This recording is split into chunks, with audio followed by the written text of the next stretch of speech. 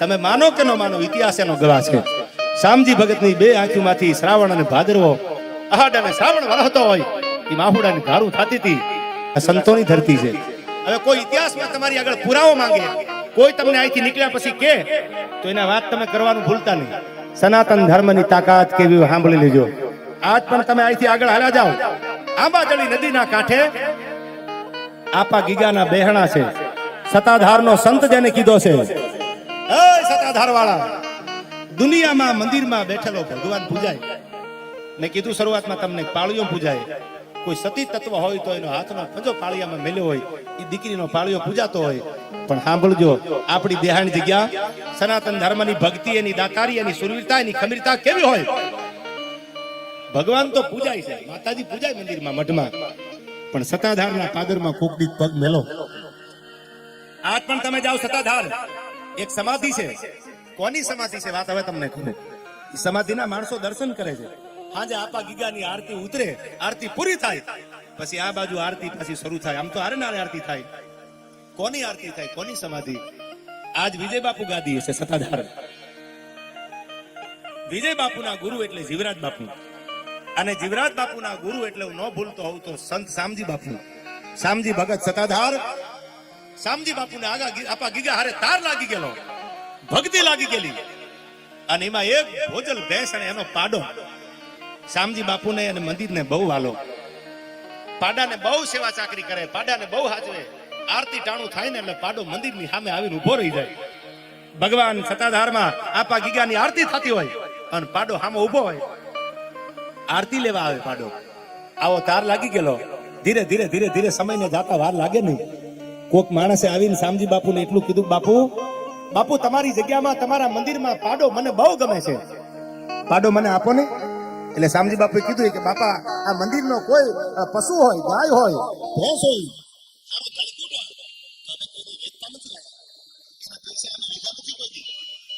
એટલે સેવક હતો, અંગત સેવક હતો. અને બાપુને બહુ કીધું, બાપુ તમે જે ભાજો છો એવું હાચવી મને સતાધારનો પાડો આપો.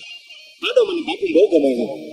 શામજી બાપુને બહુ કીધું એટલે શામજી બાપુને એમ થયું કે બહુ આગ્રહ છે, એને ભાવ છે, પ્રેમ છે, તો હું ક્યાં ના પાડું.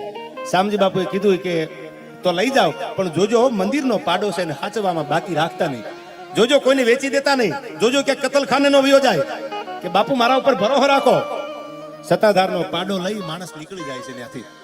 સાંભળજો, આ સત્ય ઘટનાની કોક દીક જવું હોય તો કાલ સવારમાં જઈ આવજો કે આ વાત સાચી છે ખોટી છે. જગદીશભાઈ એ પાડો આપી દીધો. એક વરસ, બીજું વરસ, એની આગળથી કોઈ બીજા લઈ ગયા કે પાડો અમને બહુ ગમે છે, આપો ને. કે પણ આ તો સતાધારનો પાડો છે. સતાધાર શામજી બાપુને પગે લાવીને પાડો લઈ આવ્યો છે કે બાપા અમને આપો ને.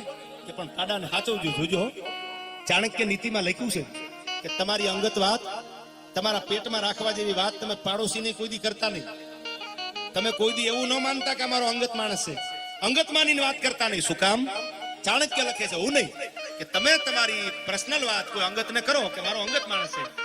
એ અંગતને પાછો બીજો એક અંગત હોય, એનો પાછો બીજો અંગત હોય, એનો પાછો ત્રીજો અંગત હોય, એનો પાછો ચોથો અંગત હોય.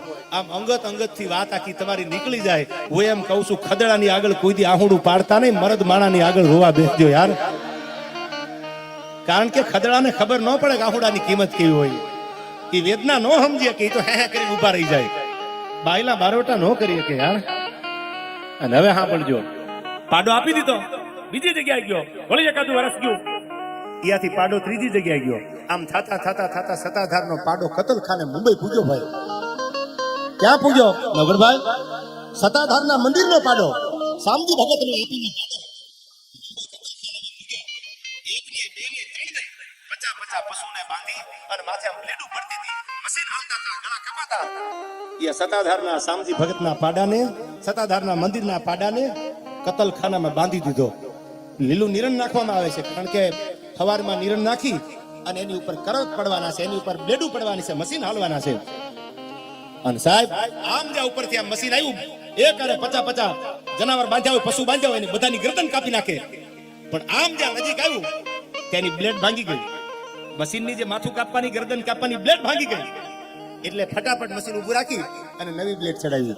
ઈ બીજી વાર આવવા દીધી, બીજી વાર બ્લેડ ભાંગી ગઈ. જે કતલખાનાનો માલિક હતો, આ સત્ય ઘટનાની વાત કરું છું, એ મુંજાણો કોઈ દી મારા મશીનરીમાં બ્લેડ ભાંગે નહીં, તો આ બ્લેડ ભાંગેનું કારણ શું? ત્રીજી વાર બ્લેડ ચડાવી, આવા દીધું આમ ઉપરથી, ત્રીજી વાર આવ્યું, પાડાની ડોકથી, પાડાની ગરદનથી 1 ફૂટ છેટું રહેતા તો બ્લેડ ફાડ કરીને ભાગી જાય. 3 બ્લેડો ભાંગી ગઈ અને તેથી કતલખાનાના માલિકે કીધું ઊભો રાખી દો મશીનરીને. કેમ બ્લેડો ભાગી જાય છે? આ પાડો ક્યાંથી આવ્યો છે? કોઈ કીધું ફલાણા ભાઈ આગળથી. એને પૂછો આવ્યું તમે ક્યાંથી લાવ્યા? તો હું ફલાણા ભાઈ આગળથી લાવ્યો. એને પૂછો કે તમે ક્યાંથી લાવ્યા? કે હું સત્તાધારના મંદિરમાંથી લાવ્યો છું. આપા ગીગાએ આપ્યો તો અને કીધું તું જોજો કતલખાનામાં ફૂગી જાય. આ સત્તાધારના મંદિરનો પાડો છે, આપા ગીગાનો પાડો છે. કે તો હવે કતલખાનાનો માલિક જે પશુ કાપવા વાળો હતો એને કીધું કે તો હવે સાંભળી લ્યો, તમે જાઓ કોનો જાઓ, પણ મને આમાં ભગવાન દેખાય છે, મને આમાં ક્યાંક તત્વ દેખાય છે. એ વખતે વાહન તો હતા ને એટલા બધા ટ્રકો ને તો આવે છે કે રેલવે સત્તાધારના મંદિરમાંથી રેલવે નીકળે છે, રેલવેનો આખો ડબ્બો બુક કરાવ્યો અને એમાં એ કતલખાનામાં આવેલો પાડો, એ કતલખાનાનો માલિક પાડાને લઈ અને રેલવેના ડબ્બામાં બેહારી અને સમાચાર મોકલ્યા કે સત્તાધાર શામજી ભગતને કહી દો કે અમે પાડાને મુંબઈના કતલખાનેથી સત્તાધાર મૂકવા આવી છીએ પાછા. આહા, શું શામજી ભગત હતા યાર. અને હવે સાંભળજો, પાડો આવ્યો, ટ્રેન આવી, ખબર પડી સત્તાધારમાં કે પાડો કતલખાનેથી મુંબઈથી પાછો આવે છે. એટલે માણસો જોવા ભેળા થઈ ગયા કે કતલખાનામાંથી પાડો આવે છે કે હા, બ્લેડો ભાંગી ગઈ. સત્તાધારની દેવ તત્વની તાકાત તો જુઓ, શામજી ભગતની ભક્તિ તો તમે જુઓ. ટ્રેન આવી, પાદરમાં ઊભી રહી, પાડાને ટ્રેનમાંથી નીચે ઉતારો ડબ્બામાંથી, પણ ત્યાં તો માણાની મેદની ભેળી થઈ ગયેલી. સત્તાધારનો પાડો આવ્યો, સત્તાધારનો પાડો આવ્યો. સાહેબ પાડાને ઉતારીને આમ જ્યાં મંદિરના મેદાનમાં લાવ્યા, આ બાજુથી શામજી ભગત સડાવ સડાવ 3 વર્ષે પાડાનું મોટું શામજી ભગતે હાથ જોયું અને આમ જ્યાં પાડા સામે નજર કરી. તમે માનો કે ન માનો, ઇતિહાસ એનો ગવાહ છે. શામજી ભગતની 2 આંખોમાંથી શ્રાવણ અને ભાદરવો, આહાડ અને શ્રાવણ વરસતો હોય એ માહુડાની ધારું થતી હતી.